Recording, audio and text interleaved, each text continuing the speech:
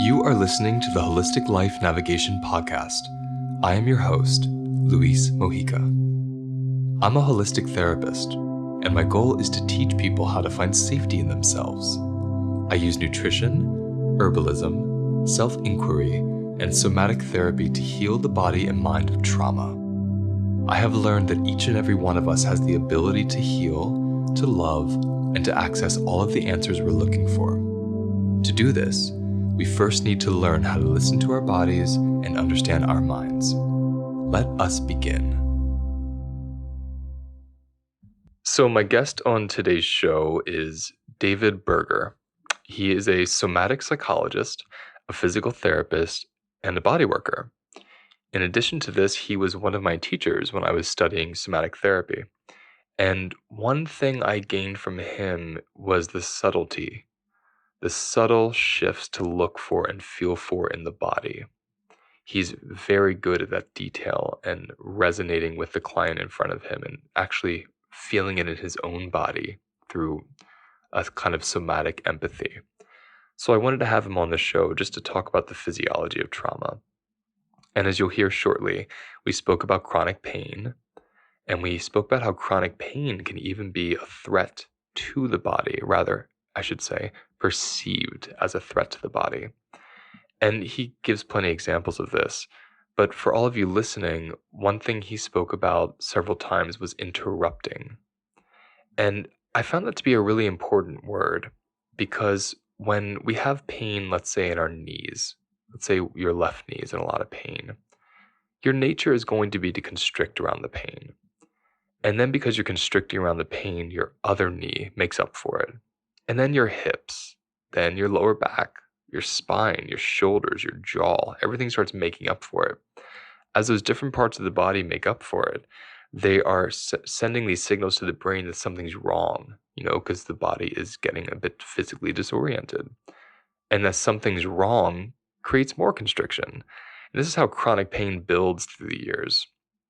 And what I loved about our talk was there's no real distinction between physical pain, as in shock trauma, like a car accident or getting hit by something physically, and emotional pain. Pain is pain. And what I'm hearing from him is the constriction is what causes more pain, whereas the expansion and the softening is what helps release the stored trauma and helps to start releasing the pain. So the medicine for pain is really mobility and softening, expansion, opening. And if you're in really chronic pain, you have to start really small, tiny movements, tiny breaths, softening the area, maybe for 2 minutes a day. You start somewhere and you work your way up. My favorite part of the interview and my takeaway is when he said, on a relational level, meaning how we connect to humans, human to human, we have this implicit threat response to difference. And that is that's etched into our DNA. That's etched into our cells for survival. A bear has it, a deer has it, a fish has it. It can see that something's different from it, and it assesses if it's a predator or not. And as human beings, we have taken that implicit generational animal instinct of a difference equaling a threat, and we've acted on it. We've created behavior. We've created mass cultural shifts based on those beliefs and behaviors which come from implicit response. So the primitive response to see a different skin color as a different tribe, to see a different sexual orientation, to see a different genre of music, to see a different sex, a male or female physically, or those of us in between. There are so many communities we call minority communities, LGBTQ communities, the racial minority communities, gender communities, let's say gender fluid people, let's say female-bodied people. We've had these different communities over the years try to empower themselves and get equal. And I find it interesting that our culture blossoms from the individual who feels threatened unconsciously by someone or something that's different from it, and then acts on the threat. Acting on the threat could be physical, physically assaulting a person, could be yelling and screaming at someone, which is physical, could be making up beliefs about someone.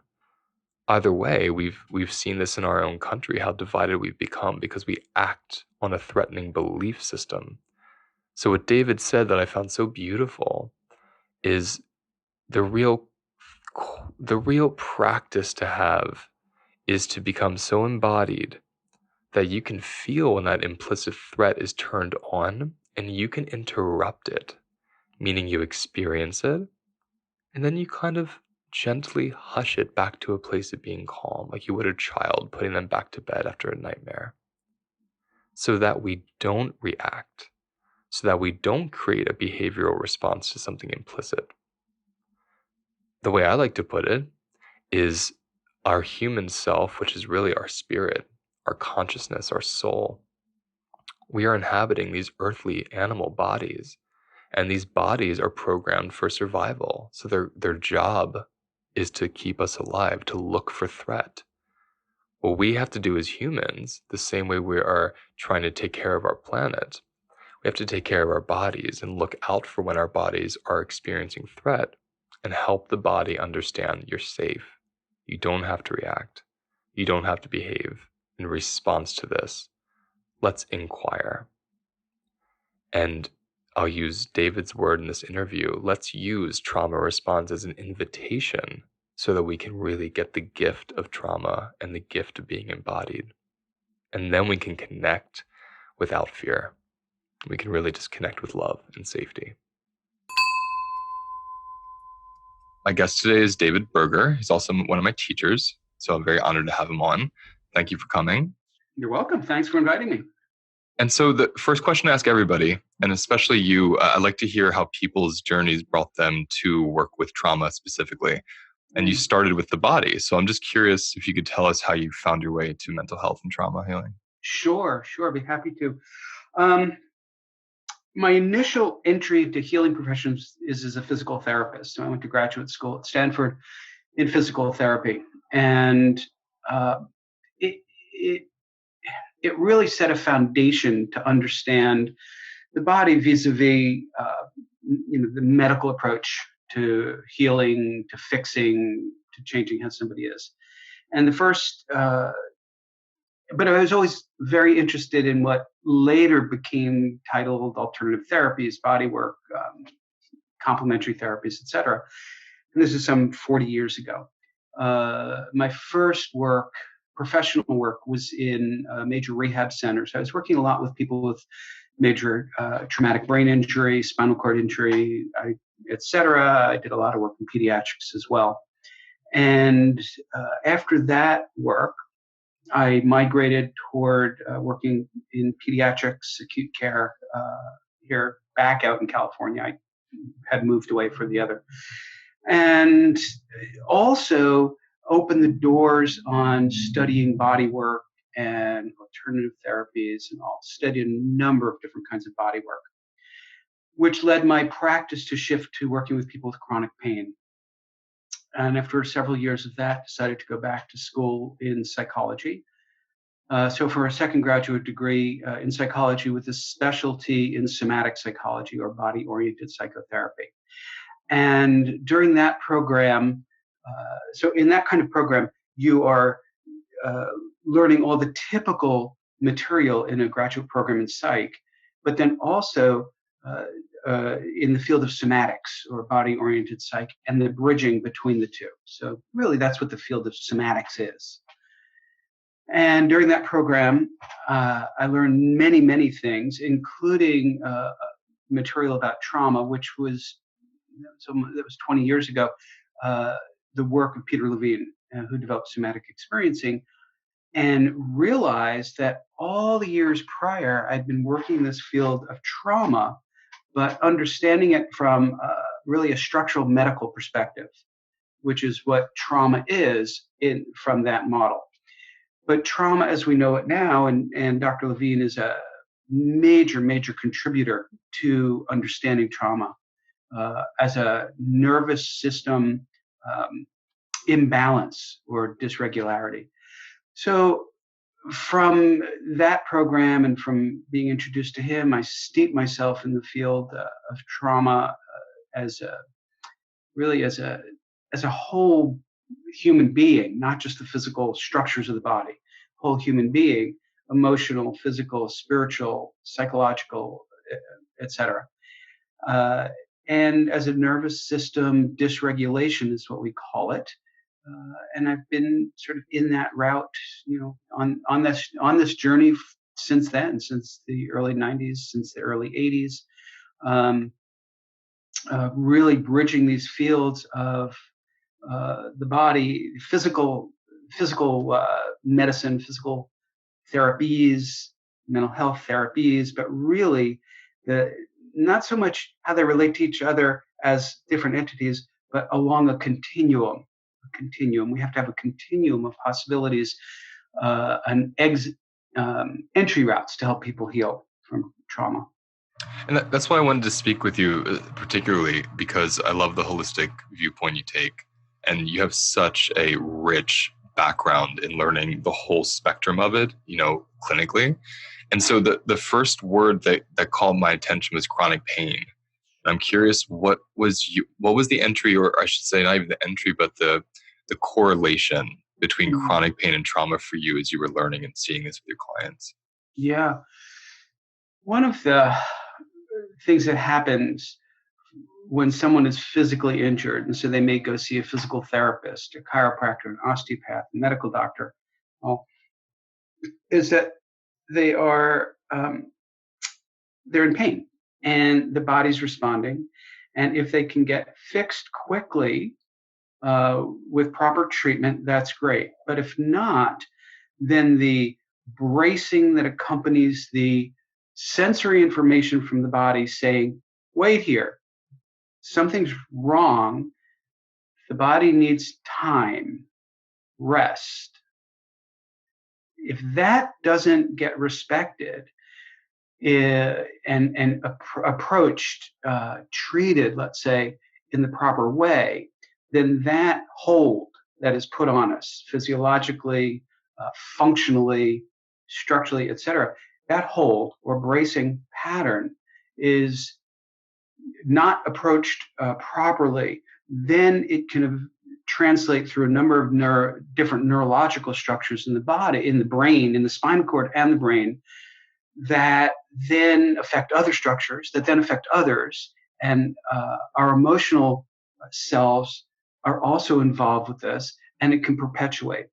And over time, as it perpetuates, i.e. becomes chronic, it can involve multiple systems of the body.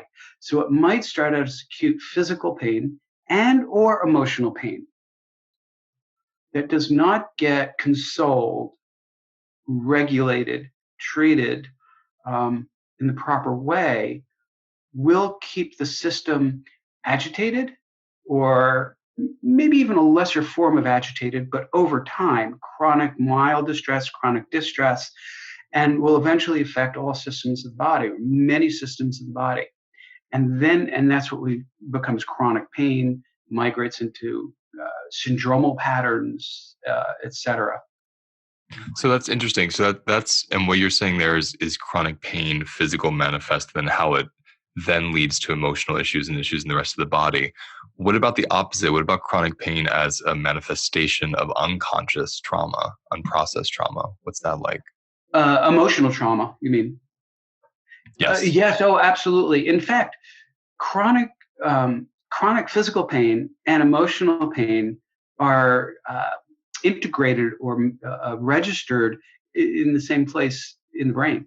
So they're really, over time, they're both warning signals. Something's not right, either emotionally not right in that category, or physically not right in that category.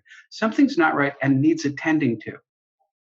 And if the infant or the young child doesn't get the proper attending to, or the infant or child, or let's say teenager, gets physically injured, doesn't get the proper attending to, then they collide. They collide. They glue onto each other, and uh, they potentiate each other as well in that way. So it can start in either direction, from either direction, let's say, um, but they are intermingled in many ways. I like that because when I hear you say that, I think of I'm always trying to reframe trauma for people so they can understand that it's almost a gift from the body. Like traumatized is different, but that trauma response is a gift from the body that says something's not right. So when you're saying to me that whether it's emotional trauma, physical trauma, and there's emotional or physical pain, it's like a temple bell, if you will, that says I need tending to. And Mm-hmm. whether it's childhood development and there's neglect or there's abuse, or whether you're an adult and you're overworking, you're pushing through, that's how the neglect begins to form. And then from there, the chronic pain and disease manifests. Is that correct? Well, that's right. And maybe I'd shift the word gift to the word opportunity. It's an opportunity for a gift because the gift comes from healing. I The love that. opportunity for healing comes from the origination. Yeah. That's really nice. That's really nice because it's more of like invitation, opportunity, and then what you do with it can be really powerful. And either Yeah, direction can be powerful. Yeah. exactly. Exactly. So Right. when people hear us talking about the word trauma, can you explain to us physiologically what happens when you either, whether it's a physical shock trauma like you're hit or there's a car accident, or there's emotional trauma, or vicarious trauma where you're just watching it, where you have Mhm. nothing's even happened to you, but you're watching somebody get hurt or you're watching the news. Can you Mhm. explain to us what happens in the body when there's that sympathetic charge? Well, with all three of those circumstances, there are slight differences depending on the sensory input, if it's physical or if it's auditory or visual. We're taking it in emotionally.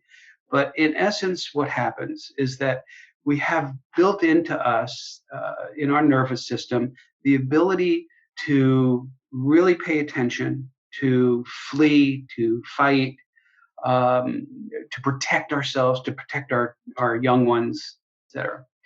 And if we can manifest that sufficiently, that's great. And then we have all the survival energy that's built into what's called the sympathetic nervous system. And then, the adrenaline system, let's say. And we know that after a big adrenaline rush, we shake, we discharge, we settle all that out of ourselves. And then we can rest. And the counter to that is the parasympathetic nervous system: rest and digest, settle, ease up. That actually is a time when the immune system is highly at its height of functioning, when we're really in that deep rest state.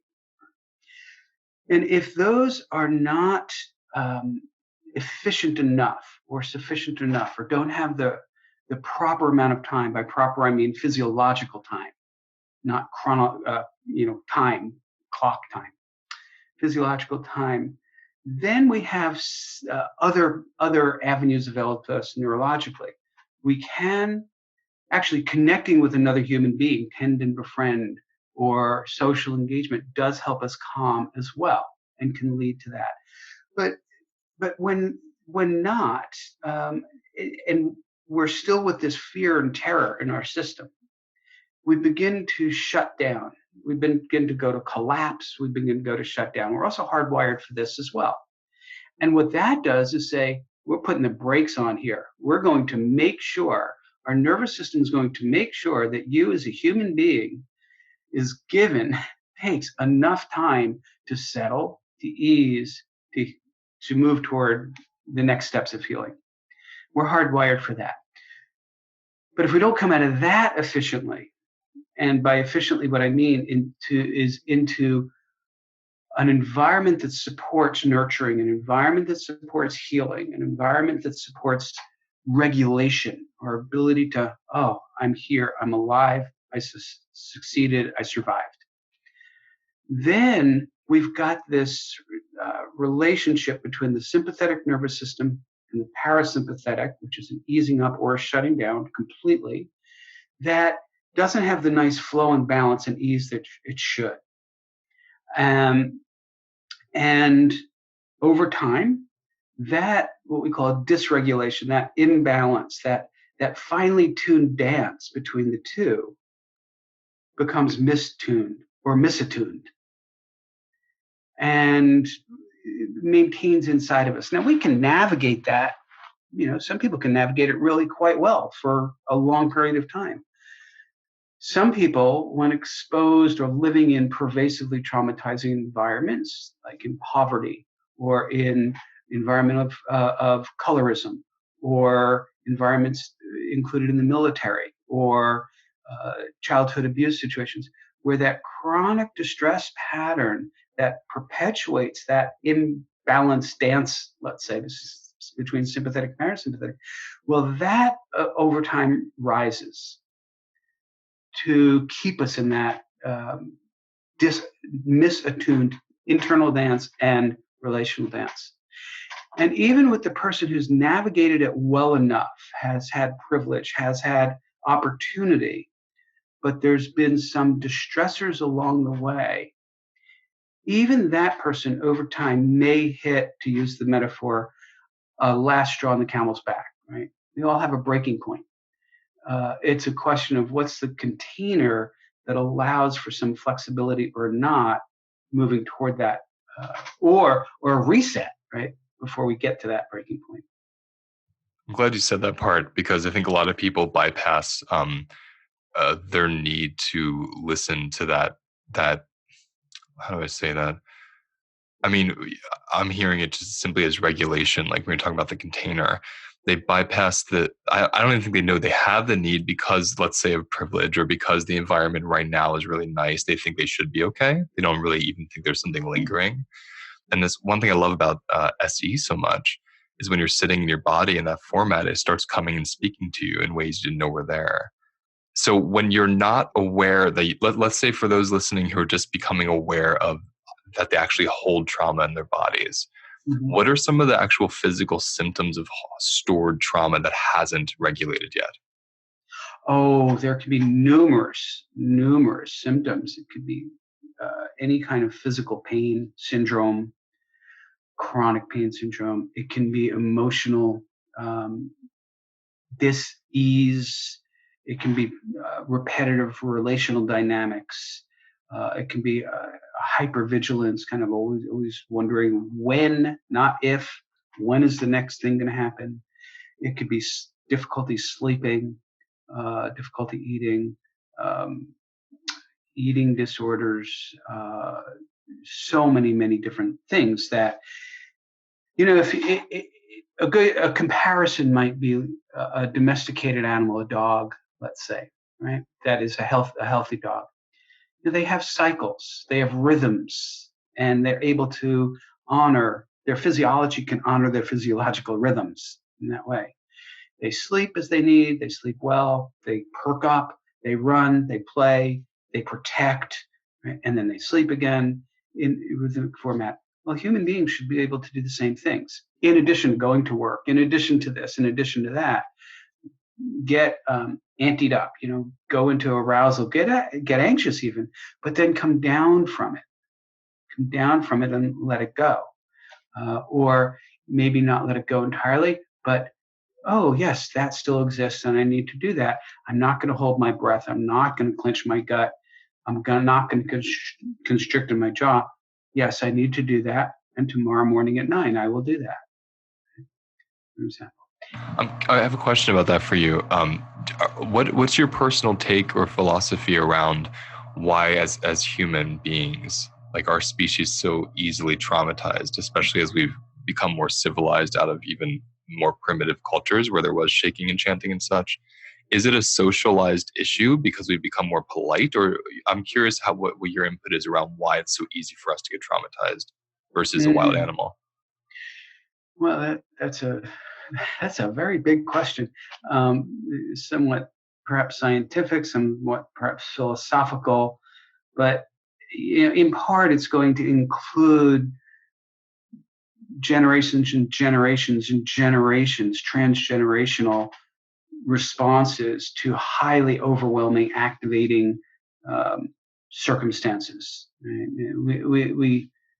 We come in with a makeup that is not like, Freud would talk about a blank slate. We don't come in with a blank slate. We come in with a history, whether it's a history of a pogrom here, or a genocide there, or slavery, or the Holocaust, or whatever the history is. We come in, and there is epigenetically some sort of programming, let's just use that word, in addition to learned behaviors in response to our provider environment, our holding environment, that can keep us grounded, consoled, regulate us when we need it until we can become more self-regulated, or not. And that includes neurological makeup, the autonomic or non-conscious parts of the nervous system that keep every system in our being functioning. So, I mean, potentially just hearing you say that, when I hear transgenerational, then to me that makes sense of how a whole culture's trauma, a whole culture has its trauma response to that trauma as well, right? Genetically and through each generation.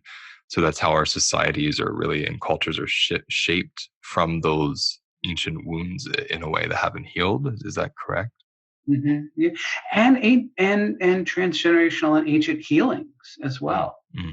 The thing about trauma response, it speaks loudly. Mm-hmm.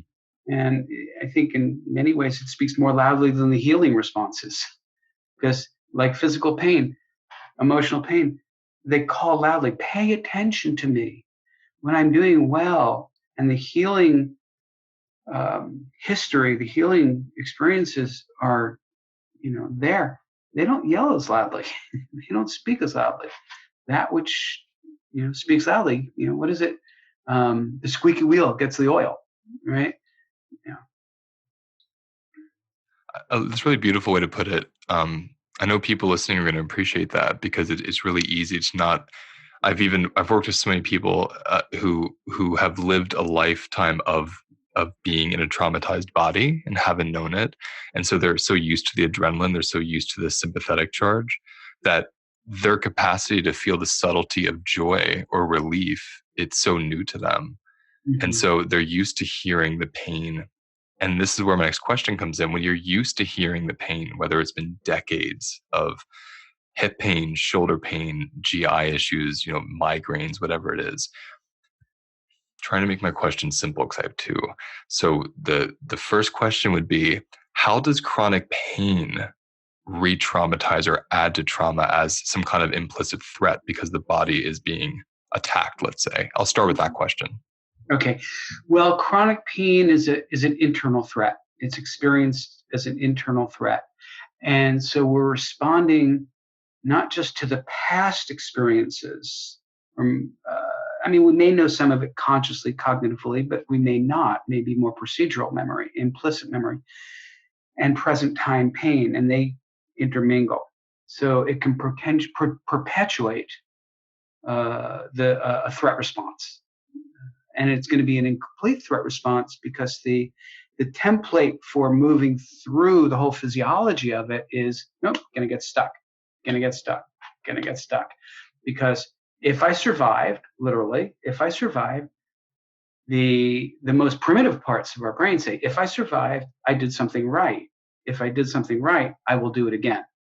So we kind of get stuck in that, right? And SE, in somatic experiencing, our job is to help interrupt in a very, very small way, a very manageable way, that repetitive cycle.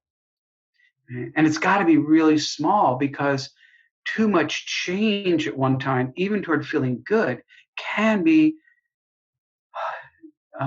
interpreted bottom up, a physiological interpretation, a non-conscious interpretation.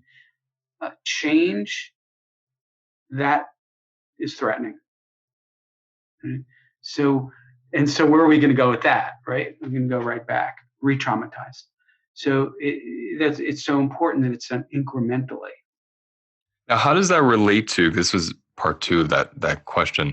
How does it relate to coping with pain, whether it be medicines, numbing agents, eating, drinking alcohol, watching TV, dissociating? Mhm. I'm just curious how the coping mechanisms of the pain, how does that relate to that interruption? Because that's not really interrupting, that's freezing around it or distracting from it. I'm curious physiologically, Mhm. and if we're talking toward if we're talking about the goal is toward a release of the constriction when you're in the sympathetic charge, how how do coping mechanisms and medications and pain relievers get in the way and or help? Yeah. Well, acutely, I'll talk about myself for a moment. I had a total hip replacement 1 week ago. Um, just coming out of the operating room about 1 week ago. Okay. And I am very glad to have had pain medication. Okay? The propofol for the anesthesia, the spinal, the local marquine afterwards. So it lasted quite some time. And more noxious sensations, stimuli. We don't have pain receptors in our body. We have sensory receptors that respond to noxious stimuli that are then interpreted in the spinal cord and in the brain as pain. Very important distinction. And so I had pain medications. And when I went home that day, I was monitoring, I was feeling, and I've watched it, I have felt it, I've tracked it shift day by day by day, and really spent some time softening, easing. I've not needed, some people absolutely have the opiates, absolutely within the first 24, 48 hours, because you want to address the pain. If you don't, then otherwise it can move toward chronic. But if it's used right, if it's prescribed in the right amount over a short period of time, it can be extremely helpful to prevent the migration toward chronic pain. Okay? It'll allow the body to come out of that bracing against pain and ease up. The problem comes in if you keep using it for too long. Okay? I didn't have that level of pain. So for me, initially, anti-inflammatory like ibuprofen, Tylenol, ice. I was doing my own hands-on work and easing it, softening the tissues, and I still am because it's still in a subacute state. Was enough, but for some people, it's not quite enough. After several days, I could stop the ibuprofen and use just Tylenol, ice, arnica, movement, little bits of movement because there's still a healing process going on for 4 to 6 weeks of the bone. But if I don't move and if I stay in anxiety or sympathetic activation around the pain, what's going to happen? I'm going to brace against it. And if I brace against it long enough, it'll never come down, and then it'll keep going up. And it might go down and up, but it's going to not in a nice, even pattern to eventually settle out, right? And I'm working with the emotions around it. I connected day 2 or day 3 of the agony the bone felt with the procedure, a necessary procedure, a necessary agony, right? But I can move through that, and my jaw starts trembling, my body trembles, and I can discharge some of that out. And it's not done because I'm still in the subacute places. So it's really important to interrupt to prevent acute pain with physical injury in the proper way, and then interrupt the cycles and allow for the natural cycles to come back on board. Now, when you say interrupt the cycles, like in your example of day 3, day 2 or Yeah, day 3, where you could feel the agony and then a natural trembling, shaking, and release occurred. yeah, It, when you say interrupt the cycles, can you be specific as to that example where you interrupted your cycle? yeah. Very specific. So I was going for a short walk because that's all I'm allowed right now. Short walk, and I felt pain, and I felt my body tighten up. Right? And if I maintain that tightening and kept walking a little bit, what am I doing? Now I'm walking on a brace, on a clench. And that's sending signaling up to the brain, something's wrong, tighten up more. Basically, something's wrong, go into a fight or flight mode. But I can't. I can't act on that. Okay. So instead what I did was oh, that was an interesting feeling I just felt in my leg, interesting sensation. I did not like it. Oh, okay. I still don't like it. In fact, I still don't like it. I'm going to sit down, right? I'm going to wiggle. I'm going to move purposefully around a little bit. And eventually the gripping eased up to where it was prior to the increase.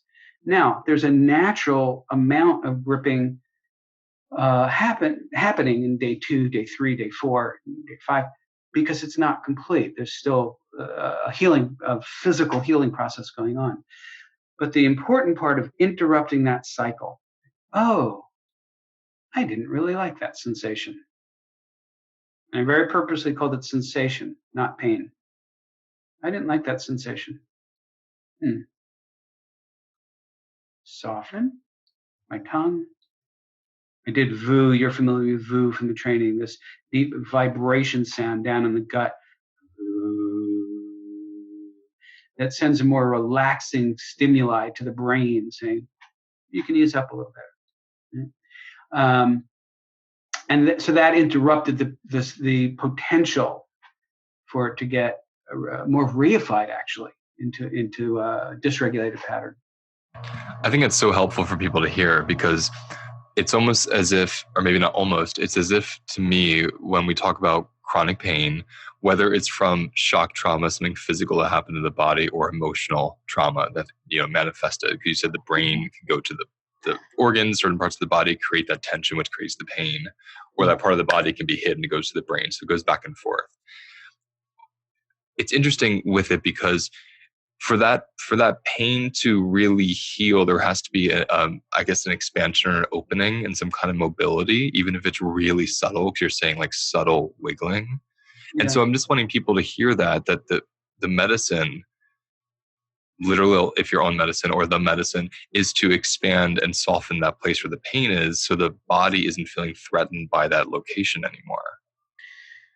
Yeah, in that way, the use of the word medicine is correct. If it's a medication medicine, that actually, depending on the medicine and how it's called this mechanism of action, how it actually functions, may interrupt the actual sensory stimuli or the perception of the noxious stimuli into pain. So it may work differently.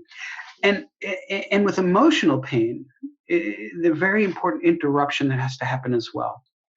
We have wired into us an immediate, implicit procedural response when we perceive something that is not right, that is alarming or threatening. And it's instantaneous. I walk into a room, nobody else looks like me, right? I orient, right? Do I feel safe? Not safe. A very quick, non-conscious assessment. That happens immediately. It's the reaction. The response, which is behavioral, which takes a few seconds at least to come on board, can also happen extremely quickly. And then we go into behaviors. We have an argument with a partner, or we perceive and we act as though people are dangerous, because that's how we're reacting, not responding, right? So then we respond that way too. So we're not all completely present. If we can feel the reaction, the physiological reaction to someone yelling at us, to witnessing something horrific, to this, to that, and we can stretch the time out before we respond, behave, do something, we can stretch that time out, we can down-regulate a little bit. If we can down-regulate and tell ourselves, oh, I'm right here now. Yes, I really didn't like what was said to me. I really don't like seeing what I'm seeing happen in front of my eyes right now. But if I can feel that and give space, and I can feel that space in between response, then I can have choice. I can down-regulate, I can soften, I can run, I can soften, I can speak, I can, if I have to fight, I can fight, right? I can walk away. Right? But I can do it in a way that might support a a better relational dynamic than might otherwise be if I just respond as if it's instantaneous, but it's a second step, right? It's the same. It's similar with the physical pain, right? Oh, there was the implicit response, brace against it. Oh, don't walk on the bracing. Pause, slow down. Right? That's beautiful because that's how the perception and the unconscious perception of threat gets stored in the body and we're not even aware of it. And That's then, right. and then over time, even if it's emotional, let's say, like I'm saying, perceived threat, like you say, walk in the room, nothing bad happened when you walked in the room, but there's a perception that something could. And so when the body tenses or reacts as if it's going to, I'm assuming we develop in that state of reaction, and our gesticulations, our gestures, everything actually mirrors that internal unconscious belief. And from there, we can create, physiological conditions like migraines and backaches and such like that as well. Yeah, and dysregulated relational dynamics. Right? And if it's one-on-one, it's one thing. It's 30 people and 80 people, it gets more complicated because you're then there. I don't know my math. I don't know what the formula is called, right? 30 times 80 times 29 times 70. I don't know what the numbers are. I have no idea. Hundreds, thousands of interwoven nervous systems and the system as well. So it gets more complicated. But this is where work like nonviolent communication, being in movement, the body work that I do, base work, in addition to SE, can really be helpful in helping us feel the response and act differently than we might otherwise. And it's so timely right now because of everything we're learning about covert racism as a nation. It's so one of my favorite teachers on that is Resmaa Menakem. And I just think of how that awareness of being somatically racist, like having a physical response you're not even aware of based on how you said earlier, genetics and things that your ancestors experienced that you don't even believe the same values, but the body has that response. Sexism, like there's so many different ways we could see how the bodies as a culture react to the other bodies. And so I think the work is so important to heal. Well, humans react to humans, and it's through our physiology. It's through the physiology. I just want to correct, if I said nonverbal communication, I meant nonviolent communication. You said nonviolent. Okay, very good. There's some really wonderful research. I think it's been variations on the theme, many different research that says the immediacy, the innate implicit responses we have, the physiological, neurophysiological responses we have to several things. One is to difference. When the smell is different, when the visual are different, when the color of the skin is different, when the shape is different, when the voice is different than what I expected, we respond immediately. Our reaction is immediate. That's the implicit nature of it, right? But the behavior, that is not. There is a transgenerational pattern, and it's learned, and that's what can change. Right?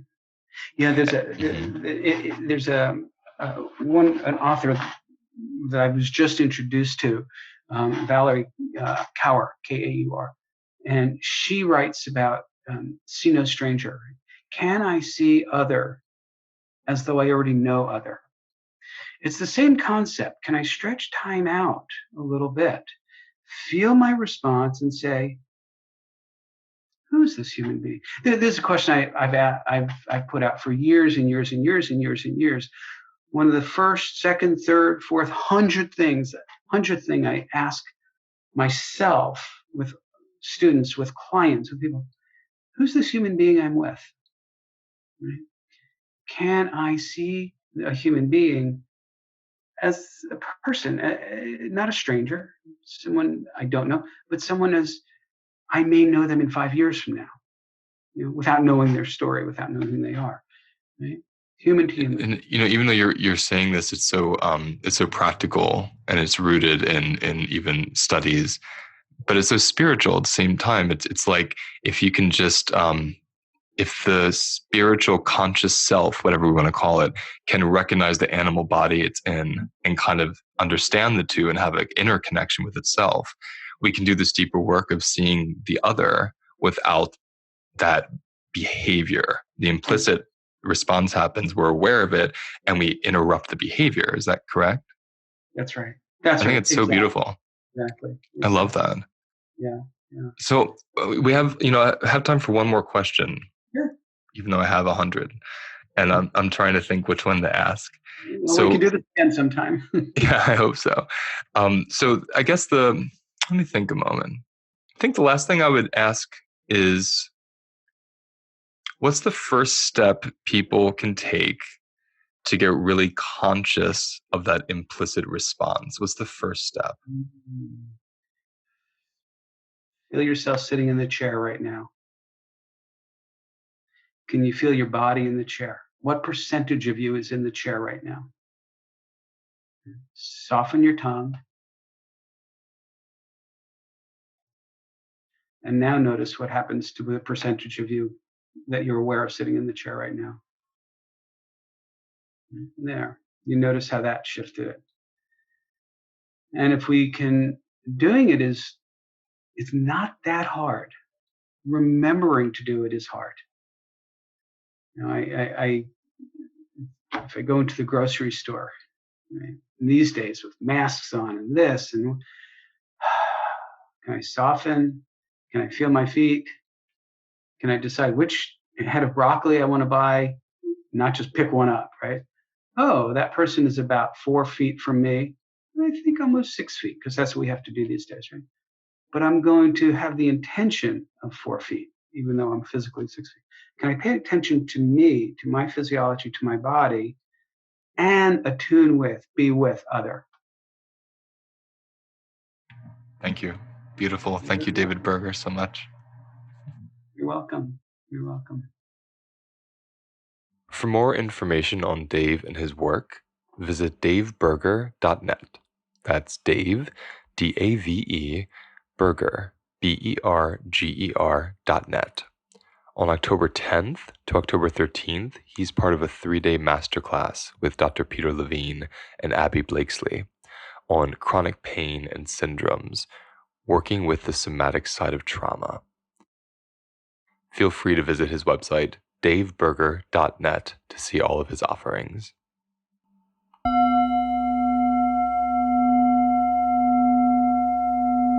So as always, before you go, take a breath, feel your body, notice your emotions, and take that awareness into your life. I want to thank you for sharing this space with me. For more information on my work or any events that I might be hosting, please visit holisticlifenavigation.com. And you can find me on Instagram or Facebook at Holistic Life Navigation.